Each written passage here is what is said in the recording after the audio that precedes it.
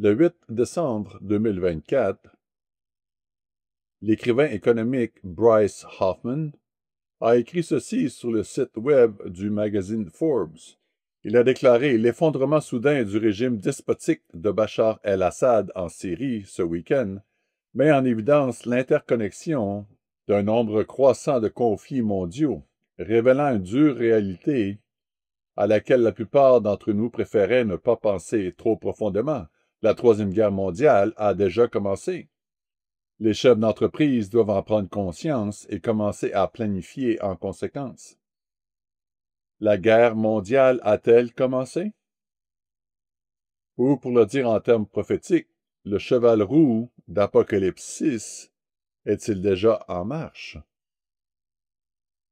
La Bible contient une prophétie très précise décrivant l'intensification de la guerre dans le monde. Et il est parfois difficile de savoir exactement à quel moment elle se produira. Regardons cette prophétie dans Apocalypse 6. Apocalypse chapitre 6, verset 3.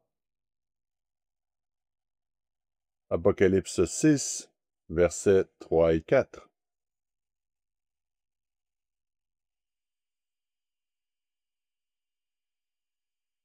Et au verset 3. Quand il ouvrit le second sceau, j'entendis le second être vivant qui disait « Viens !» Et il sortit un autre cheval roux. Celui qui le montait reçut le pouvoir d'enlever la paix de la terre, afin que les hommes s'égorgent les uns les autres. Et une grande épée lui fut donnée. Voici un peu d'histoire. Il s'agit du deuxième des 4 cavaliers de l'Apocalypse. Les 4 cavaliers sont même entrés dans notre culture populaire. Vous entendez ce terme de temps en temps. En 1924, je crois que 4 des joueurs de l'équipe de football de Notre-Dame étaient appelés les 4 cavaliers. Mais nous ne parlons pas ici de ces 4 cavaliers. Ce sont les 4 cavaliers prophétiques dont nous parlons, qui correspondent aux 4 premiers sceaux d'Apocalypse 6. Il n'est pas difficile de discerner que l'apparition de ce cavalier symbolise une période d'horrible souffrance et de guerre, où les gens s'entretuent et où la paix est enlevée de la terre. C'est ce que nous venons de lire. La question est donc de savoir si ce chevalier est déjà en selle. Si vous regardez en ligne, vous connaissez cette grande source d'information qu'est Google, vous obtiendrez des réponses très différentes. Un large éventail de réponses. Certains pensent que le cheval roux a déjà commencé à courir. Même dans l'Église, certains ont pensé au fil des ans que la course du cheval roux, ainsi que celle des autres cavaliers, augmentait progressivement. D'abord au pas, puis au trot, puis au galop, jusqu'à la fin des temps. Sans l'examiner en profondeur, il suffit d'un simple coup d'œil pour comprendre pourquoi certains pensent ainsi. Après tout, il suffit de regarder ce qui s'est passé il y a un peu plus de 100 ans. Le monde a souffert de la guerre qui devait mettre fin à toutes les guerres. Du moins, c'est ainsi qu'on l'appelait à l'époque. La Première Guerre mondiale. Elle a coûté la vie à 15 à 20 millions de personnes, soldats et civils. Puis, une génération plus tard, la Seconde Guerre mondiale a été encore plus destructrice, faisant de 70 à 80 millions de victimes supplémentaires. Cela ressemble un peu au cheval roux, n'est-ce pas? Une guerre mondiale, 2 fois en un siècle? Il ne fait aucun doute que le 20e siècle a quelque chose de différent, n'est-ce pas? Ce n'est qu'au cours des 80 dernières années que nous avons eu la capacité de mettre fin à toute vie sur cette planète. Cela crée certainement les conditions que Jésus décrit dans Matthieu 24, verset 22. Je vais simplement le citer parce que vous connaissez le passage. Il dit, verset 22, « Et si ces jours n'étaient abrégés, personne ne serait sauvé. Mais à cause des élus, ces jours seront abrégés. » Cela montre bien que nous sommes à la fin des temps. que nous avons la capacité aujourd'hui, que nous sommes très proches du retour du Christ, mais cela signifie-t-il que le cheval roux court déjà? C'est une bonne question. Essayons aujourd'hui de réduire cette chronologie dans le temps que nous disposons pour le sermon, et, plus important encore, demandons-nous ce que nous devrions faire à ce sujet. Que devrions-nous faire? Si vous voulez un titre, il n'est pas difficile à deviner, c'est le cheval roux de l'Apocalypse. Le cheval roux de l'Apocalypse. Pour commencer l'examen de ce cheval roux, nous devons revenir au cheval blanc. Vous êtes déjà dans Apocalypse 6, revenons au verset 1. Commençons au verset 1 d'Apocalypse 6. Je regardai quand l'agneau ouvrit un des 7 sceaux, et j'entendis l'un des 4 êtres vivants qui disait, comme d'une voix de tonnerre, « Viens !» Je regardai, et voici parut un cheval blanc. Celui qui le montait avait un arc, une couronne lui fut donnée, et il partit en vainqueur et pour vaincre. M. Wallace Smith a prononcé un sermon il y a quelques mois. Vous pouvez le trouver sur le site internet de l'Église, edv.org, intitulé « Voici un cheval blanc ». Mon but n'est pas de redonner son sermon. En fait, le sermon qu'il a donné est en quelque sorte un tremplin pour ce dont nous parlons aujourd'hui. Mais vous pouvez consulter ce sermon sur le site web. En résumé, il explique que le cheval blanc et son cavalier symboliseront une contrefaçon du christianisme militant, cherchant à faire miroiter ses tromperies à un monde sans méfiance qui, à cette époque, sera conquis par la force et la cruauté. Après le cavalier au cheval blanc, apparaît le cheval roux dont nous parlons. Ensuite, le troisième sceau s'ouvre avec un cheval noir, déclenchant une grande famine et une pénurie de nourriture. Finalement, le quatrième sceau révèle un cheval pâle.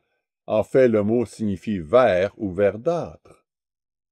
Il s'agit de la maladie, de la mort et de la destruction d'un quart de la population de la Terre. Il est donc clair que la Bible annonce des temps terrifiants à travers ces 4 sceaux et ces 4 chevaux. Remarquez ce que M. Ogwyn explique dans la brochure Le mystère révélé de l'Apocalypse. Il dit ceci en page 24. Les 4 cavaliers de l'Apocalypse représentent une des images les plus connues du livre de l'Apocalypse. Beaucoup de gens en ont entendu parler, mais très peu savent réellement ce qu'ils représentent. Cependant, le Christ est le révélateur. Pour comprendre ces symboles, nous devons donc trouver dans les Écritures l'endroit où le Christ explique clairement ces événements. Cet endroit existe-t-il? Oui, absolument.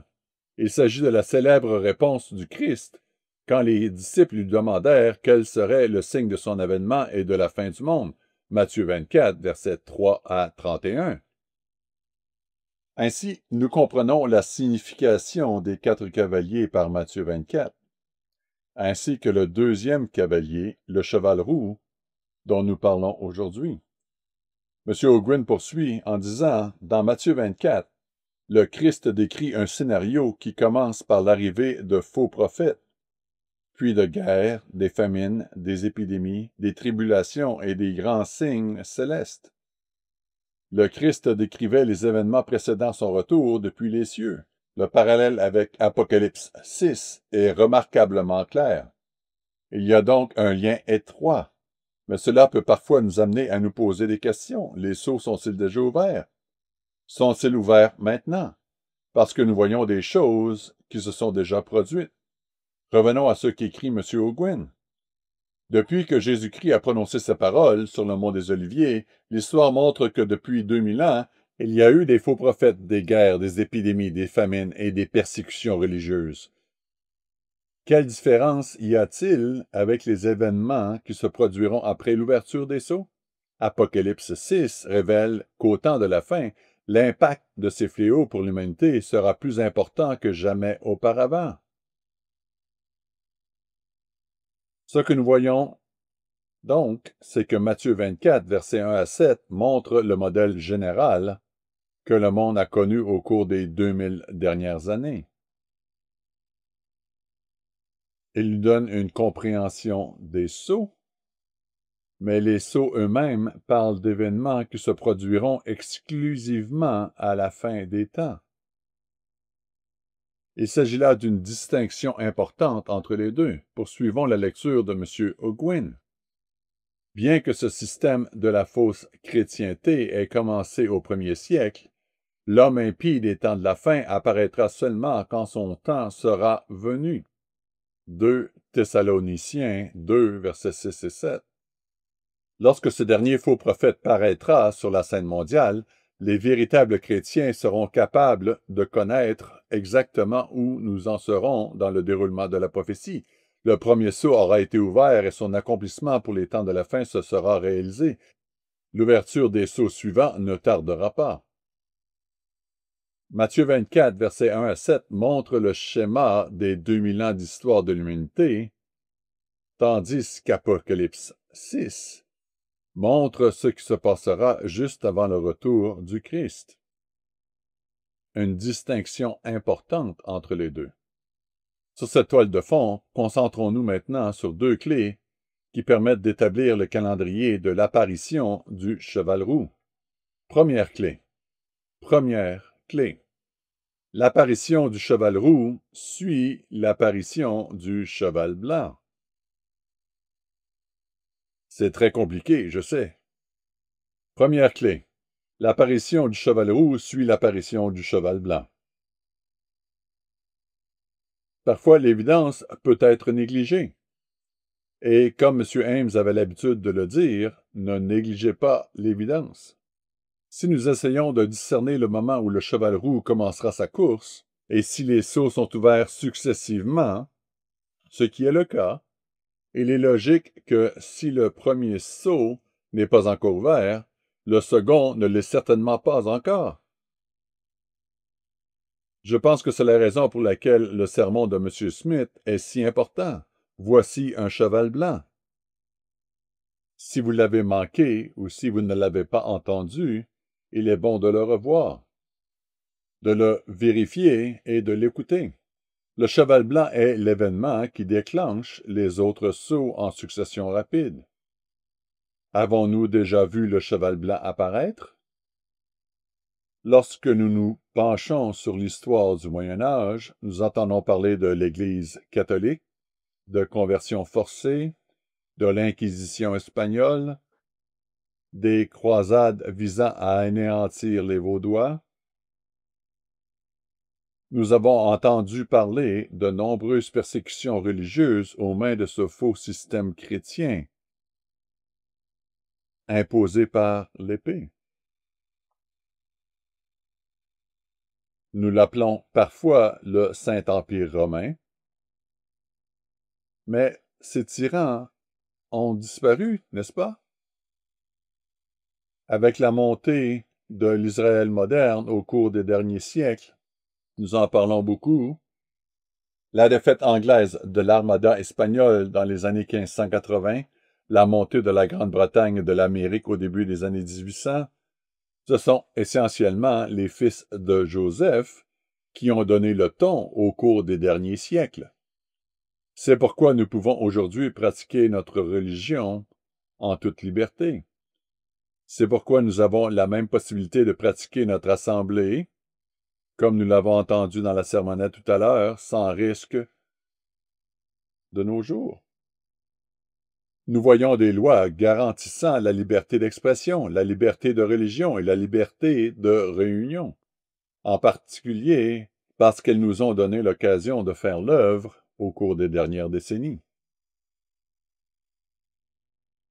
Donc, non, nous ne voyons pas une religion chrétienne contrefait brandir une épée aujourd'hui pour imposer sa marque de christianisme. Et donc, non, le cheval roux n'est pas en marche. Pourtant, nous pouvons voir ce faux christianisme à l'horizon. Voici un article sur le pontife qui vise une communion conjointe avec l'Orient. Le titre d'un article paru dans l'édition du 30 novembre 2024 du National Catholic Register est un chemin vers l'unité. Le pape François propose une célébration commune catholique orthodoxe de l'anniversaire de Nicée. Le pape François a proposé de célébrer le 1700e anniversaire du premier concile de Nicée avec les dirigeants orthodoxes dans une lettre personnelle adressée au patriarche œcuménique Bartholomée de Constantinople. Saviez-vous que cette année est le 1700e anniversaire du concile de Nicée? Et voici ce qu'il propose. L'Église catholique a toujours eu pour objectif de parvenir à l'unité religieuse avec les protestants, les luthériens et même l'Église orthodoxe. Petit à petit, ils recollent les morceaux. Petit à petit, ils avancent. Nous avons également assisté, lors des élections américaines, à l'élection d'un vice-président catholique. Mais il n'est pas seulement catholique. Il est connu pour être favorable à une forme de catholicisme appelée catholiques post-libéraux. Qu'est-ce que cela signifie? Un article paru dans le National Catholic Register du 24 juillet 2024 disait ceci. J.D. Vance se décrit lui-même comme un membre de la droite post-libérale, un mouvement politique naissant qui renverse le scénario conservateur conventionnel et met l'accent sur le bien de la communauté plutôt que sur la liberté individuelle. Cette approche controversée, à la fois inspirée par l'Église catholique et contestée au sein de celle-ci, consiste notamment à mobiliser le pouvoir de l'État pour atteindre ses objectifs, ce qui constitue une autre rupture par rapport au mode opérationnel habituel de la droite américaine. Exploiter le pouvoir de l'État pour atteindre ses objectifs. Voilà qui semble intéressant, n'est-ce pas? Qu'est-ce qui pourrait bien aller de travers quand on parle de l'Église catholique, de ce système? Encore une fois, ne vous attendez pas à ce que J.D. Vance soit nécessairement le faux prophète, juste le fait que le vent souffle. Le vent souffle. Un autre article fait écho à la même chose. Il est tiré de The Atlantic et s'intitule « L'armée de Dieu sort de l'ombre », 9 janvier 2025. Et il est dit ceci. Un changement est en cours, un changement que les spécialistes suivent depuis des années et qui est devenu étonnamment visible avec la montée du trompisme. À l'heure actuelle, des dizaines de millions de croyants, environ 40% des chrétiens américains, y compris les catholiques, selon une enquête récente de l'Université d'Anison, adhèrent à un mouvement séduisant et charismatique qui n'a que faire du pluralisme religieux, des droits individuels ou de la démocratie constitutionnelle. Il est mystique, émotionnel et à sa manière sauvagement utopique. Il est transnational, multiracial et résolument politique.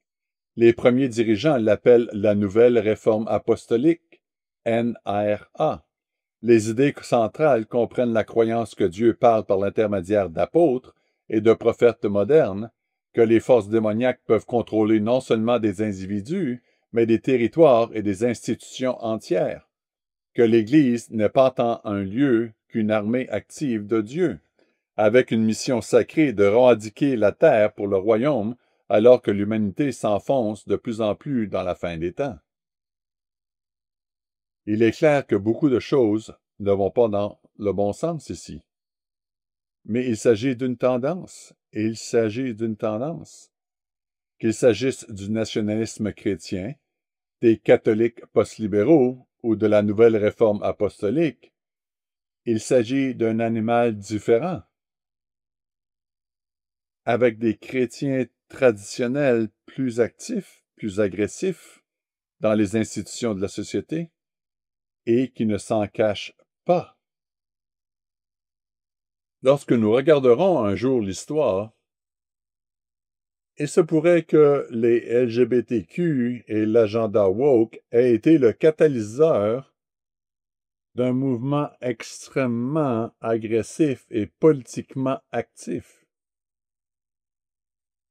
Qui sait où cela pourrait nous mener? En fin de compte, à un leader charismatique dont beaucoup pensent qu'il sera le seul à protéger les chrétiens de l'ultra-gauche. Qui sait? Il ne reste plus qu'à attendre et à voir. Mais il faut que quelque chose déclenche la crédibilité et l'acceptation sociale d'une fausse Église militante. C'est ce que nous surveillons. D'une manière ou d'une autre, le cheval blanc n'est pas encore entré en scène. nous ne le voyons pas encore arriver. Nous avons encore une grande liberté pour adorer Dieu. Par conséquent, si le cheval blanc n'est pas apparu, le cheval roux ne l'est pas non plus. Mais il y a un autre élément qu'il est peut-être facile de négliger. Non seulement le cheval roux doit attendre le cheval blanc, pour ainsi dire, mais il y a peut-être un autre aspect de sa synchronisation que nous pouvons tirer des Écritures. Comme l'explique M. Ogwin, les sceaux s'ouvrent séquentiellement, l'un après l'autre. Une fois ouverts, ils restent ouverts jusqu'au retour de Christ, et les conséquences et les effets s'ajoutent les uns aux autres. Faux christianisme, guerre, famine, maladie et mort. Et maintenant, nous passons à Apocalypse 6, versets 9 à 11, et nous voyons le cinquième sceau. Le cinquième sceau. Apocalypse 6, verset 9. Quand il ouvrit le cinquième sceau, je vis sous l'autel les âmes de ceux qui avaient été immolés à cause de la parole de Dieu et à cause du témoignage qu'ils avaient rendu.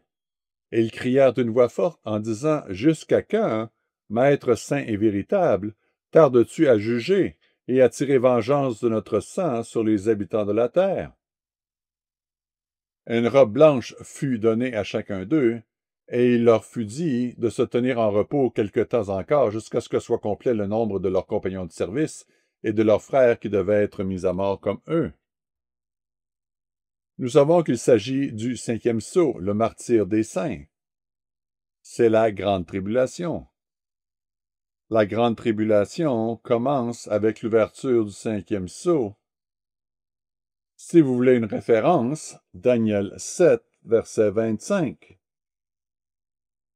Nous dit que Daniel 7, verset 25, les saints sont livrés entre ses mains, c'est-à-dire ce système qui impose un faux christianisme. Livrés entre ses mains pendant un temps, des temps et la moitié d'un temps. Le martyre dont il est question est donc clairement d'une durée de 3 ans et demi. Il correspond à toute la durée de la grande tribulation.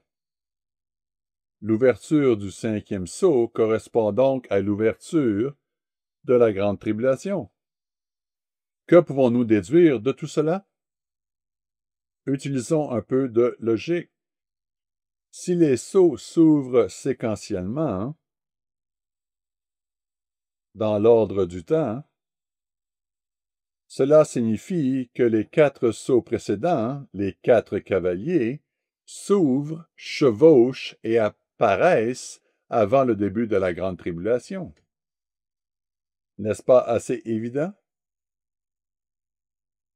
Cela l'est vraiment quand on le regarde, quand on le fixe et quand on l'examine. Mais il est parfois facile d'avoir une idée floue du moment où ces choses se produisent.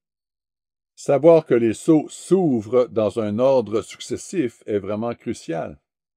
Cela signifie que tout ce dont nous avons parlé, la tromperie religieuse, les guerres, la famine, les maladies, se produit ou commence à se produire avant la grande tribulation. Revenons à la brochure de M. Ogwin. Il dit à la page 29, « Jésus nous a mis en garde contre la grande tribulation, une époque unique dans l'histoire. » Matthieu 24, versets 21-22.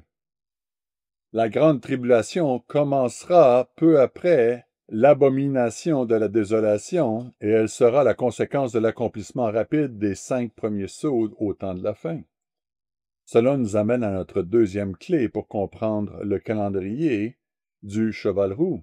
Deuxième clé, l'apparition du cheval roux précède le début de la grande tribulation. Deuxième clé, l'apparition du cheval roux précède le début de la grande tribulation. Pourquoi est-ce important? Il est facile de penser que tout va bien se passer jusqu'à la tribulation. Tout va être merveilleux jusqu'au jour où la tribulation commence. Et ensuite, bam, tout s'écroule, n'est-ce pas? Je ne pense pas que nous le pensions consciemment, mais il est facile de supposer que c'est à ce moment-là que les mauvaises choses commencent à se produire. Mais il est peut-être plus utile et plus réaliste de comprendre que nous verrons au moins le début de l'ouverture des 4 premiers sceaux avant la tribulation. En d'autres termes, nous allons assister à la montée d'un christianisme militant. Nous assisterons à des guerres régionales et peut-être même à un niveau de guerre mondiale avant la grande tribulation. Nous verrons des famines dans le monde entier. Nous verrons la maladie et la mort, peut-être avant la grande tribulation, avant que l'Église ne soit emmenée dans un lieu de sécurité. En d'autres termes, il se peut que nous voyions certaines de ces choses de nos propres yeux. Ce point fut discuté de manière assez approfondie au sein du Conseil des Anciens au cours des dernières années. Il s'agit d'un point technique dans un sens. Quand la grande tribulation commencera-t-elle? Est-ce après la chevauchée des 4 cavaliers? Ou la période de 3 ans et demi de la tribulation comprend-elle l'ouverture des 4 premiers sceaux? Mais si vous comprenez que les sceaux sont successifs, la seule conclusion logique est que la tribulation commence après l'ouverture des 4 premiers sceaux.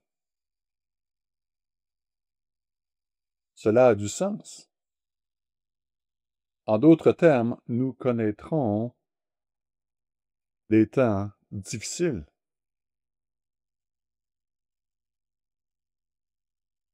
L'apparition du faux prophète sur la scène mondiale entraîne l'apparition d'une bête militante de concert avec le faux prophète, ce qui entraîne l'accumulation d'armées, le début des hostilités et de la guerre. Cela prend du temps. Le résultat de la guerre est la destruction des récoltes, des terres agricoles et des villes, le déplacement des populations, les migrations massives de réfugiés dans des camps, les pénuries de nourriture, les famines. Et cela conduit à des épidémies de maladies. Cela ne se fait pas en un jour ou deux. Cela prend du temps. Le fait est que cela signifie que nous devons être patients et fidèles jusqu'à la fin, parce que nous connaîtrons des temps difficiles. Reportons-nous à Daniel chapitre 12. Daniel 12.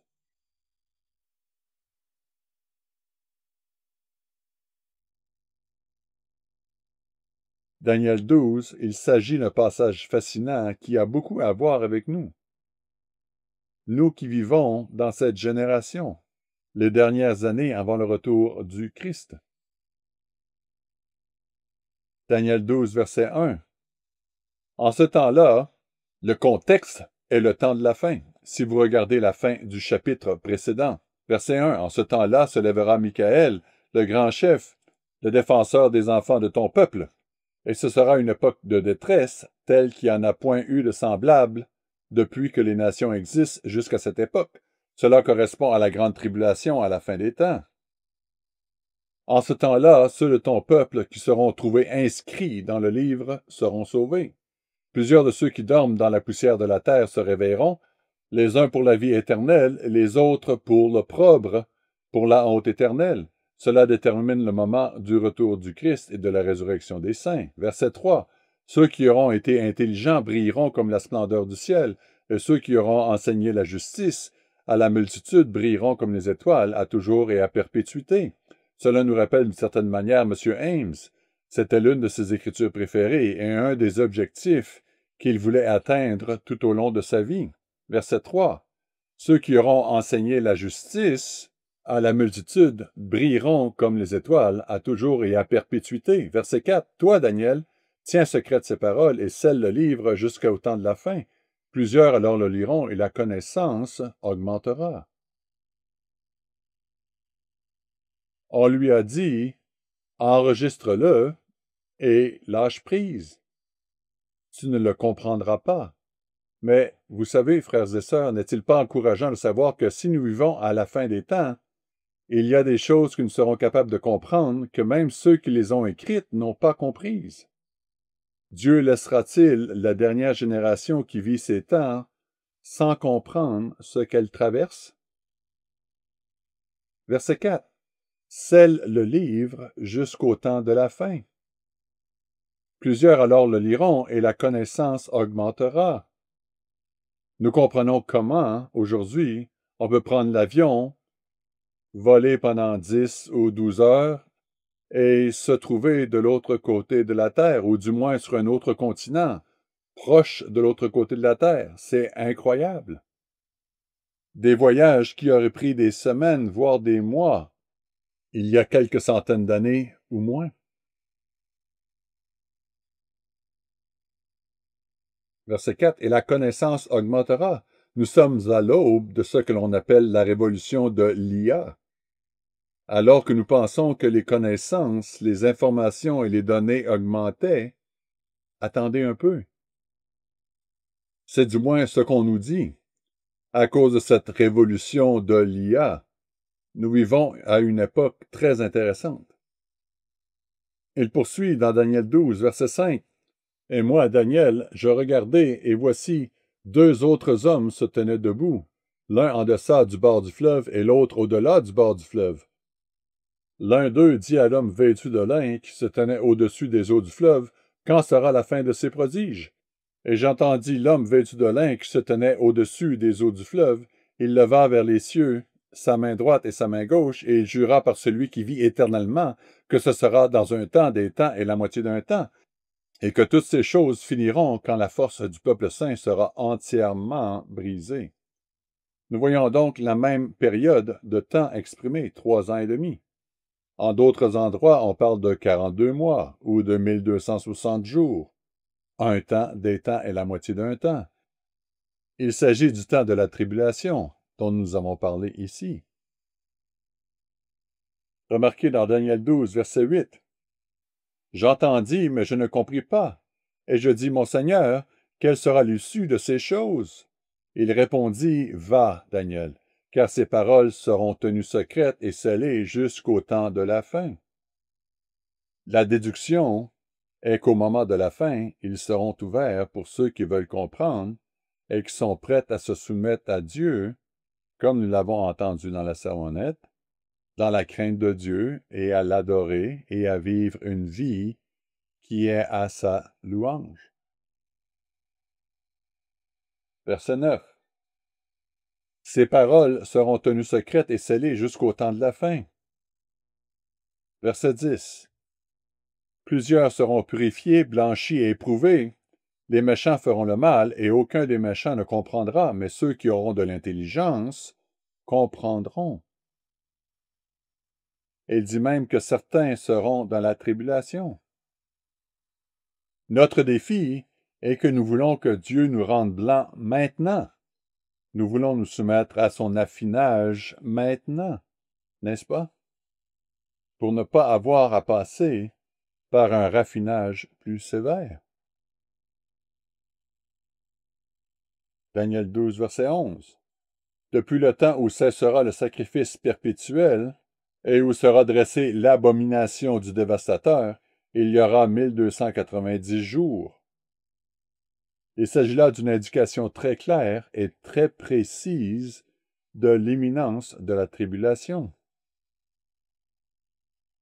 Les sacrifices seront supprimés. L'abomination de la désolation est dressée. Comme on nous l'a enseigné depuis longtemps et comme cette œuvre l'a diffusée et publiée, si les sacrifices sont supprimés, alors ils doivent commencer. C'est donc ce que nous recherchons au Moyen-Orient, surveiller le Moyen-Orient, surveiller Jérusalem et guetter cet événement. Les sacrifices commenceront, et lorsqu'ils seront supprimés, il restera 30 jours avant le début de la tribulation et 1290 jours avant le retour du Christ. Lorsque ces choses se produiront, nous serons très proches. Nous serons très proches. C'est assez excitant d'y penser, n'est-ce pas? Remarquez maintenant le verset 12. Heureux celui qui attendra et qui arrivera jusqu'à 1335 jours. C'est un langage vraiment intéressant et intriguant. Qu'est-ce que cela signifie? M. Herbert Armstrong a écrit, il y a plusieurs années, en 1980 ne semble pas si loin, mais je suppose qu'il y a environ 45 ans maintenant. Dans la revue La Bonne Nouvelle, éditoriale de janvier 1980, il écrivait ceci: de ce temps, de la mise en place de l'abomination de la désolation à la venue du Christ, il y aura 1290 jours. Maintenant, au verset 12, heureux celui qui attend et qui vient jusqu'aux 1335 jours. Jamais auparavant nous n'avions compris ces périodes de 1260 jours, 1290 jours et 1335 jours. Mais il semble évident qu'une bénédiction est prononcée sur nous, l'Église de Dieu, qui attendons et endurons jusqu'aux 1335 jours, environ 1335 jours avant la venue du Christ. Mais comme personne ne peut connaître le jour ou l'heure de sa venue, nous ne pourrons probablement pas connaître le jour exact où cette période de 1335 jours commencera. Mais apparemment, c'est à ce moment-là que notre travail prendra fin. Ce sera le moment où l'Europe unie apparaîtra, la renaissance du Saint-Empire romain médiéval. Nous serons alors avertis et préparés à être emmenés dans un lieu de refuge et de sécurité pour échapper à la grande tribulation. 45 jours plus tard, les armées de la bête encercleront Jérusalem. 30 jours plus tard, la grande tribulation commencera, probablement par une attaque nucléaire sur Londres et la Grande-Bretagne, ou peut-être le même jour ou immédiatement après sur les villes des États-Unis et du Canada.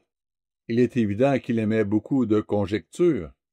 Nous ne connaissons pas tous les détails et nous ne savons pas si les choses se passeront exactement de cette manière, mais c'est très intéressant. Et il y a plusieurs choses que nous pouvons en tirer. La première est, comme nous l'avons dit, heureux celui qui attendra. Heureux celui qui attendra. Qu'est-ce que cela signifie au verset 12? M. Armstrong disait comprendre cela comme signifiant que les gens qui seront fidèles, jusqu'à ce moment-là, auraient droit à une bénédiction. Frères et sœurs, cela implique plusieurs choses. La première est que les temps ne seront pas faciles jusqu'à ce moment-là. Il se peut que les choses soient difficiles jusqu'au moment où nous atteindrons les 1335 jours. Mais comme le dit l'Écriture, par votre persévérance, vous sauverez vos âmes. M. Armstrong a aussi déduit qu'au début des 1335 jours, il sentait que l'œuvre serait terminée et que l'Église de Dieu se serait préparée pour aller dans le lieu de sécurité. Il est intéressant de constater que certaines personnes de notre époque croient que la tâche principale de l'Église est de préparer l'épouse, de se préparer elle-même. Ce qu'il veut dire par là, c'est que l'œuvre est terminée maintenant et que nous devons attendre simplement le Christ, que nous devons cesser de prêcher l'Évangile au monde dans un effort concerté par tous les moyens disponibles, et cela inclut les médias, qui sont le moyen le plus efficace de transmettre un message à un public aussi large que possible. M. Armstrong a senti et enseigné qu'une partie de notre préparation pour ce temps où les 1335 jours débuteraient était de faire l'œuvre. Une partie de la préparation de l'épouse consiste à faire l'œuvre aussi longtemps que l'œuvre peut être faite. À un moment donné, les sceaux dont nous avons parlé s'ouvriront, et il ne sera plus possible de faire l'œuvre. Mais, comme il est dit, il y a une bénédiction pour ceux qui l'accomplissent fidèlement jusqu'à ce moment-là. Le livre de l'Apocalypse ne nous laisse pas deviner quand le cheval roux commencera sa course. C'est après le cheval blanc, après l'apparition du faux christianisme militant, qui n'est pas encore apparu dans toute sa force. Le cheval roux commence sa course avant l'ouverture de la grande tribulation. Mais nous pouvons supposer qu'il la précède très rapidement. Permettez-moi de laisser M. Armstrong terminer l'article. Il dit « Où en sommes-nous maintenant dans le panorama de la prophétie? Nous avons atteint le moment juste avant que les États-Unis d'Europe ne restaurent le Saint-Empire romain sous la papauté dans une union de l'État et l'Église. C'était en 1980. Réfléchissez un instant. Que s'est-il passé au cours des 45 dernières années? Faites une liste de contrôle mental. L'Allemagne s'est réunifiée. L'Union européenne s'est dotée d'une monnaie commune. Ils parlent et travaillent à la mise en place d'une force de défense rapide. La guerre en Ukraine a poussé l'Allemagne à s'engager de plus en plus dans cette voie.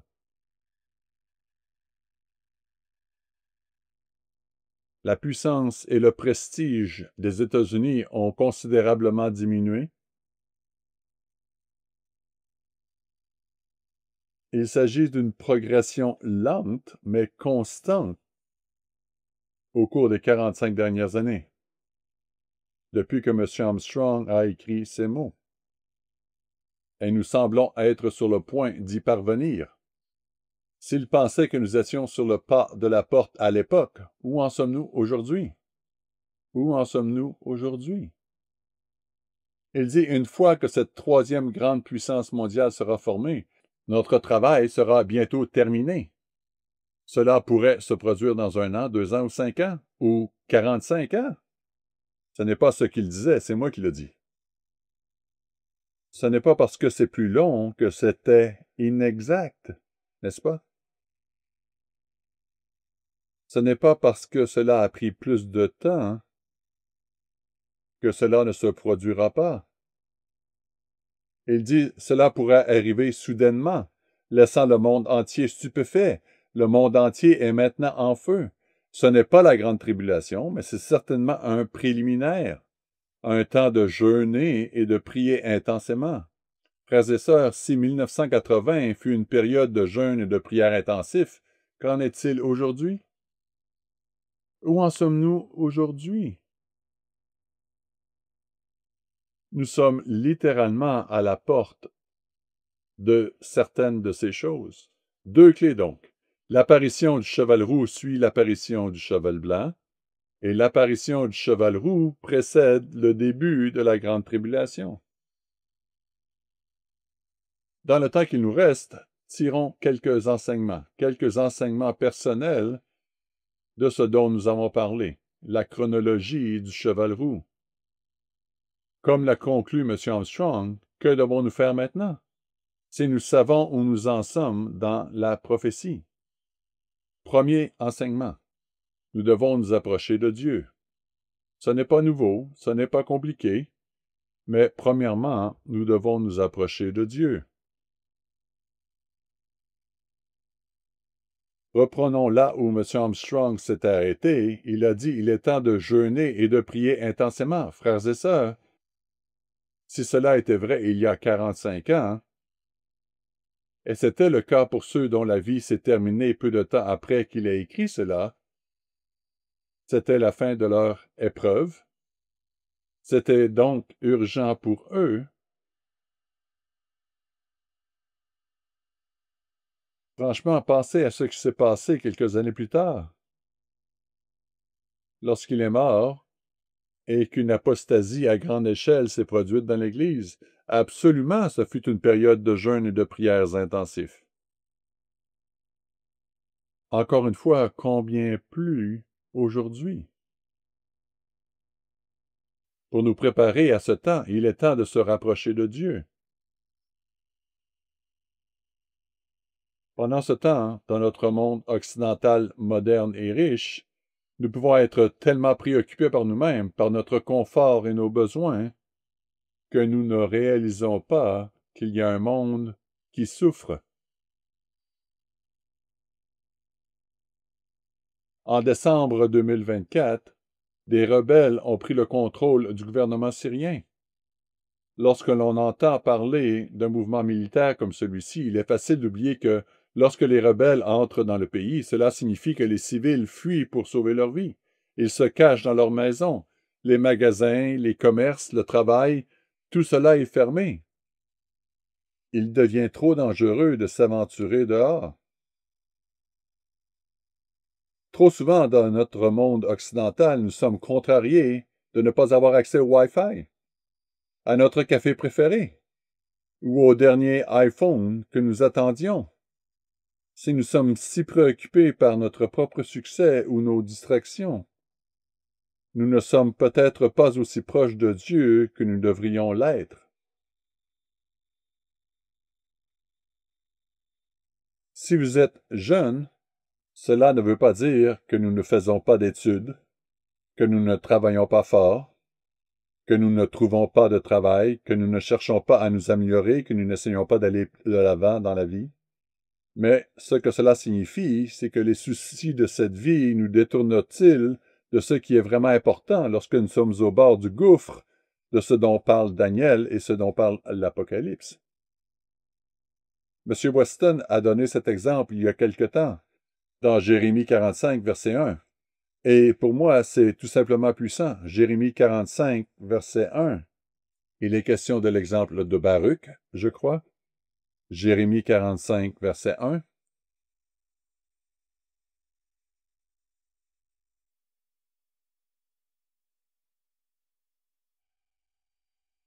Verset 1. Baruch était l'assistant, le scribe de Jérémie, quel que soit le titre qu'on lui donne, et qui l'aidait, traversait beaucoup de choses avec Jérémie, côte à côte. Mais il dit, verset 1, la parole que Jérémie, le prophète, adressa à Baruch, fils de Nérija, lorsqu'il écrivit dans le livre ces paroles sous la dictée de Jérémie, la 4e année de Joachim, fils de Josias, roi de Juda, il dit, ainsi parle l'Éternel, le Dieu d'Israël, sur toi, Baruch. Tu dis malheur à moi, car l'Éternel ajoute le chagrin à ma douleur. Je m'épuise en soupirant, et je ne trouve point de repos. En d'autres termes, pourquoi dois-je être en vie à un moment pareil? Pourquoi ne puis-je pas avoir une belle vie? Pourquoi ne suis-je pas né à une époque plus paisible? Pourquoi ma vie doit-elle être aussi pourrie à cause de ce qui se passe autour de moi? C'est en quelque sorte ce qu'il disait, verset 4. Dis-lui, ainsi parle l'Éternel. Voici, ce que j'ai bâti, je le détruirai. Ce que j'ai planté, je l'arracherai. Savoir tout ce pays. Il dit, j'élabore un plan. J'ai élevé cette nation et je vais l'abattre. Tel est le plan. Au verset 5. Et toi, rechercherais-tu de grandes choses? Ne les recherche pas, car voici je fais venir le malheur sur toute chair, dit l'Éternel, et je te donnerai ta vie pour butin, dans tous les lieux où tu iras. Quelle belle déclaration! Cherches-tu de grandes choses pour toi-même, Baruch? C'est intéressant. Oui, Dieu l'a corrigé. Mais remarquez qu'il a aussi dit, « Je te donnerai ta vie comme prix. » Je vais prendre soin de toi, Baruch. Mais tu dois comprendre, mettre de l'ordre dans tes priorités, parce que ce n'est pas le moment de chercher de grandes choses pour toi-même. Voilà qui nous parle de notre époque. Dieu a été miséricordieux, doux et aimant envers Baruch. Mais il l'a aussi mis en garde. M. Weston, en s'adressant au Conseil des Anciens au printemps dernier, a fait quelques commentaires en conclusion. Ceux-ci sont tirés de mes notes. Ce n'est pas une transcription exacte. Mais ce dont je me souviens, il a dit, « Comprenons-nous à quel point nous pourrions être proches. Il faut du temps pour construire des armées. Mais cela pourrait devenir très mauvais avant la tribulation, comme M. Armstrong avait l'habitude de dire. Nous devons être prêts pour le retour de Christ. Ce soir, mais vivre nos vies. Il ne va pas revenir ce soir d'ailleurs, juste pour être clair. Il y a des choses qui doivent arriver. Mais il fait valoir un point. Vivons notre vie comme s'il ne revenait pas avant de nombreuses années. Comment vivons-nous notre vie? Avec un caractère chrétien et une préoccupation pour les autres. M. Armstrong n'a jamais cessé de construire. Nous devons être prêts et préparer nos membres ce soir, mais nous ne pouvons pas arrêter de vivre, faire des études, se faire soigner les dents, etc. En d'autres mots, il y a un équilibre. Frères et sœurs, de nombreux membres du peuple de Dieu traversent des épreuves, même pénibles. Dieu nous rend blancs, si nous le voulons bien. Il nous met à l'épreuve. Mais nous n'avons pas à nous soucier du lendemain si nous sommes prêts à lui donner notre vie aujourd'hui. Cela me rappelle ce qu'a dit l'un de nos professeurs en l'ambassadeur collège. Si vous prenez soin de votre caractère, Dieu prendra soin de votre peau.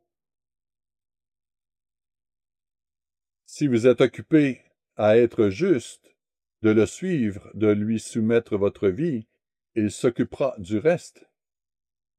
Ce que nous faisons, c'est faire ce qui est demandé de nous aujourd'hui.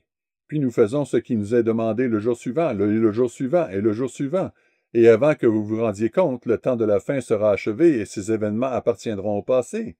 Nous serons ensemble dans le royaume et nous en parlerons comme d'un souvenir. Deuxième enseignement. Nous devons persévérer jusqu'à la fin. Nous savons que l'Église sera protégée pendant la grande tribulation et nous prions pour y être. Nous demandons à Dieu que nous y soyons. Mais qu'en est-il avant? Comme M. Armstrong l'a expliqué, il y a une bénédiction pour ceux qui attendent et parviennent jusqu'à 1335 jours. Matthieu 24, verset 13 dit « Celui qui persévérera jusqu'à la fin sera sauvé. » Nous devons persévérer. Nous allons connaître des temps difficiles. Nous vivons dans un monde violent. Et la situation va empirer avant de s'améliorer. Mais il y a une bénédiction pour ceux qui endurent ces années devant nous. Cette bénédiction, M. Armstrong semblait impliquer, était d'aller au lieu de sécurité. Mais nous devons persévérer afin d'obtenir cette bénédiction. Nous ne pouvons pas simplement espérer le lieu de sécurité et ensuite nous attendre à une navigation tout en douceur d'ici là. Cela signifie-t-il que Dieu ne sera pas avec nous? Absolument pas.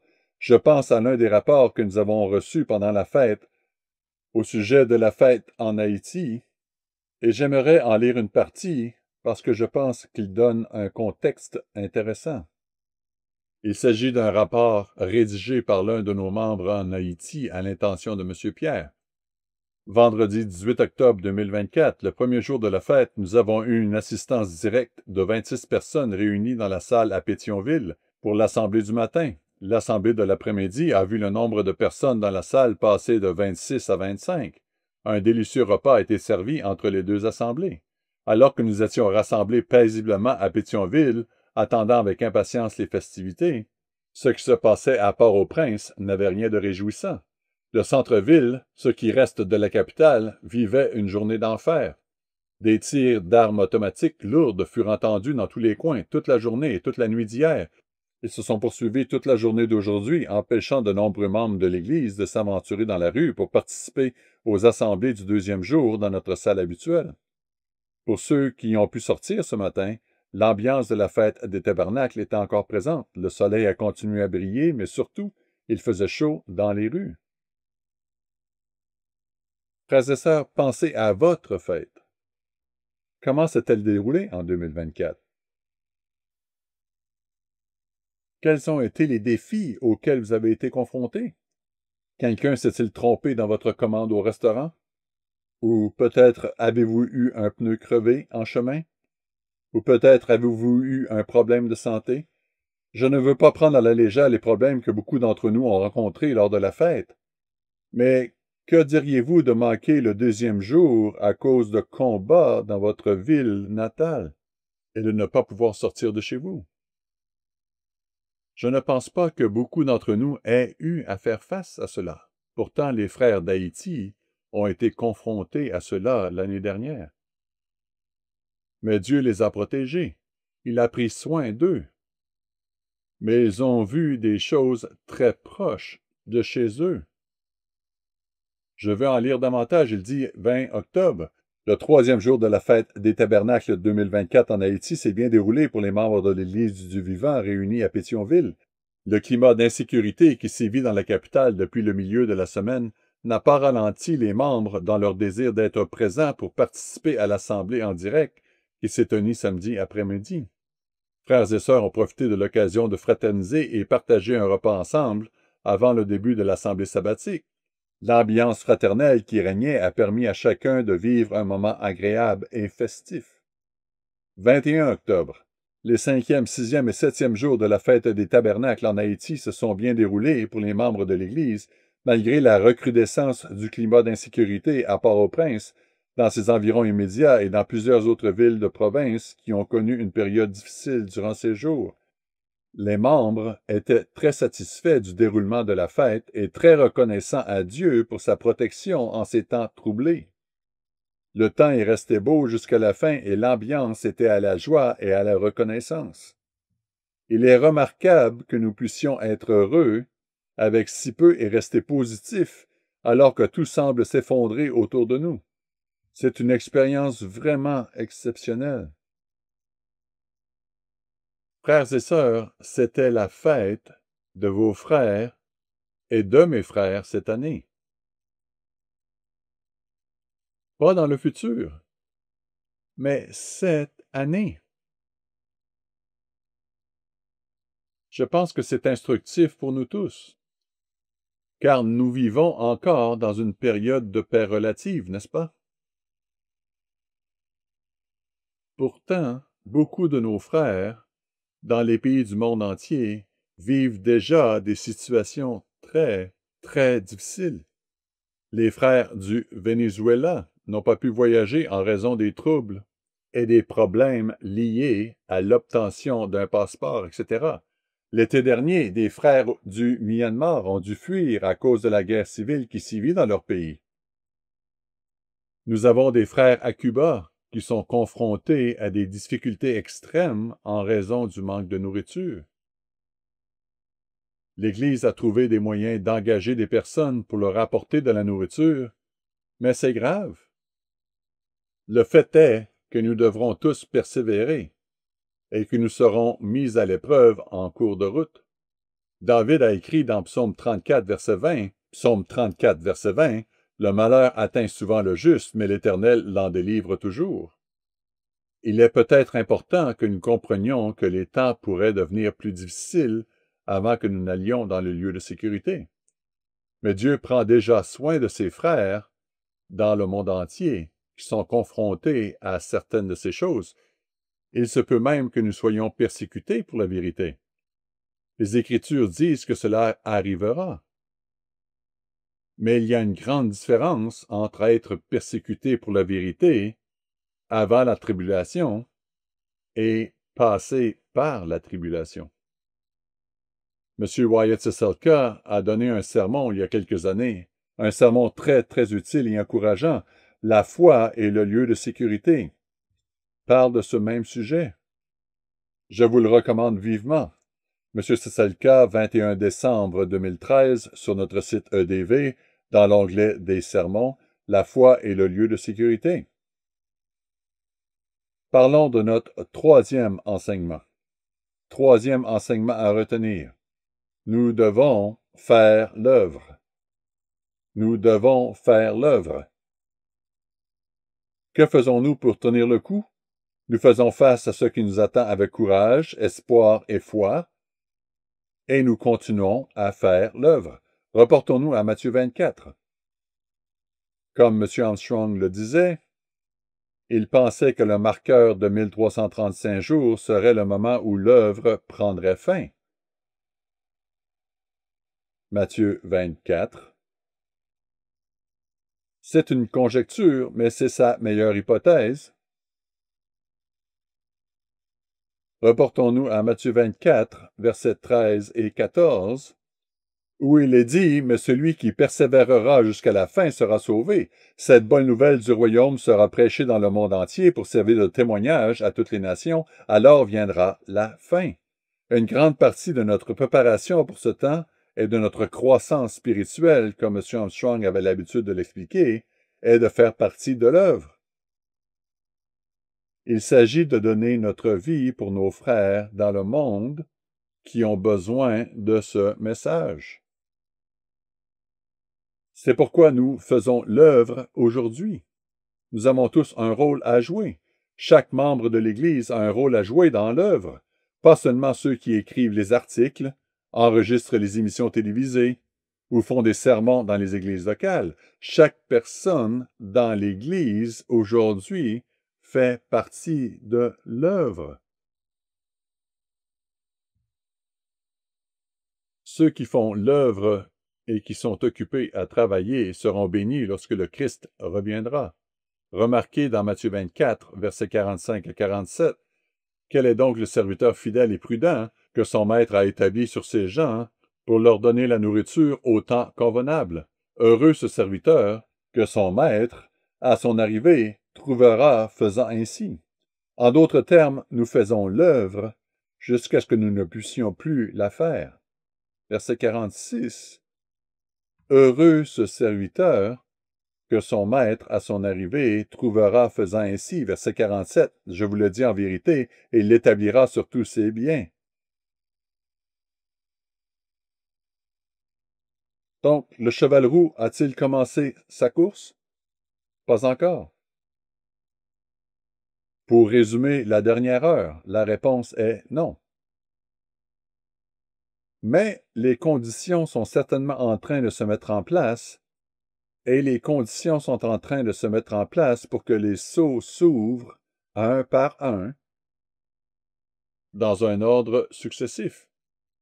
Quelles sont les clés pour connaître le moment opportun? Premièrement, l'apparition du cheval roux suit l'apparition du cheval blanc. Ce n'est pas difficile à comprendre. Deuxièmement, l'apparition du cheval roux précédera le début de la grande tribulation. Frères et sœurs, même si nous entrons dans les temps qui mènent à la grande tribulation, Dieu veille sur ceux qu'il peut bénir, qu'il veut bénir, qui font l'œuvre, qui persévèrent jusqu'à la fin et qui s'approchent de lui chaque jour, simplement en vivant la vie que nous sommes censés vivre jour après jour. Nous ne devons donc pas avoir peur de l'avenir. Dieu nous a donné la compréhension de l'avenir et la manière de nous y préparer, y compris la compréhension de la prophétie du cheval roux de l'Apocalypse.